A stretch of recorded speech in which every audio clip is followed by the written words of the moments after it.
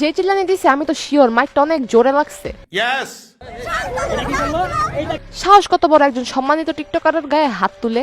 বলেন কি মেয়েটারে চিনতে পারছেন নিশ্চয়ই? না। দেশের একমাত্র ক্রিয়েন্স ইউটিউবার, নাম বলার দরকার আছে? No sir no. দেশের একমাত্র ক্রিয়েন্স ইউটিউবারের বউয়ের ছোট বোন, মানে ক্রিয়েন্স ইউটিউবারের শালি।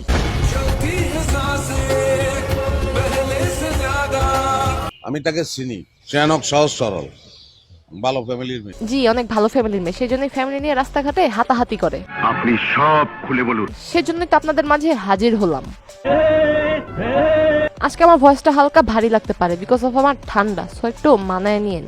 ঠিক আছে, আমি একটু ভেবে দেখি। কথা কি ক্লিয়ার না ভেজাল আছে? হ্যালো ভাই brother and sister, welcome to roast আপ্পি।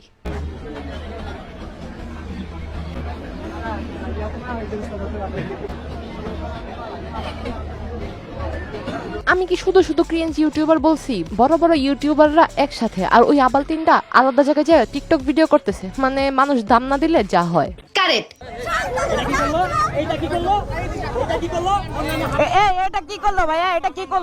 কি আর করবে, পুলিশের সামনে ধরে আপনাদেরকে মেরে দিল। বলেন কি?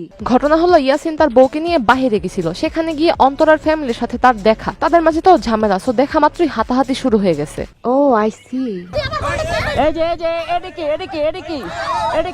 অন্তরার মা, অন্তরার বোন, তার সাথে আরো অনেকেই ছিল। টিকটক ভিডিও বাদ দিয়ে তারা হাতাহাতিতে লিপ্ত হয়। উনি পাগল হয়ে গেছে। সত্যি পাগল হয়ে গেছে। আন্টি এত সুন্দর টিকটক ভিডিও করে, তারপর গিয়ে হাতাহাতি করতেছে।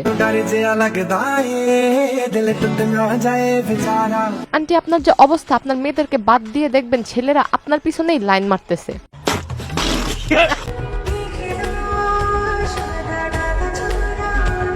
টিকটক বাদ, চলেন দেখে আসি তাদের হাতাহাতির কারণ কি।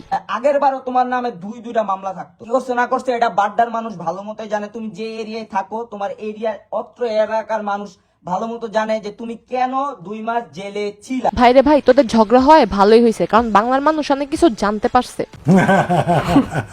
তুমি এত বড় একটা বেয়াদব মেয়ের সাথে সংসার করতেছো যে ফ্যামিলিকে রেসপেক্ট করতে পারে না, বাট তুমি বলে তুমি তোমার বউয়ের কথা নাচো না। প্রত্যেকটা পুরুষ তার বউয়ের কথা শুনবে, এটাই স্বাভাবিক বিষয়। এখন আপনি যদি গে হয়ে থাকেন, সেটা একান্তই আপনার ব্যক্তিগত বিষয়। তবে ভাই, এদের ঝগড়ার কাহিনী যদি আপনি শোনেন, নিঃসন্দেহে বলবেন পাশের বাসার আন্টিরা ঝগড়া করতেছে।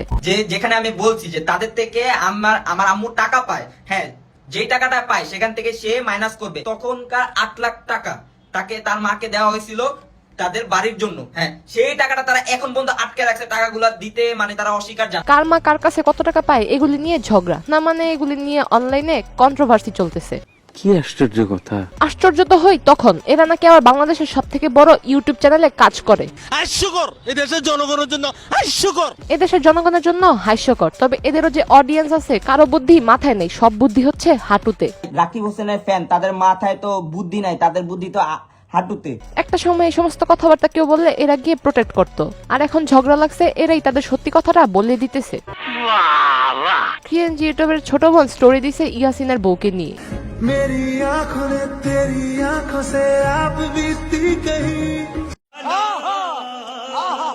ইয়াসিন কি কম নাকি? সেও স্টোরি দিছে ক্রিয়েন্স ইউটিউবের বউকে নিয়ে।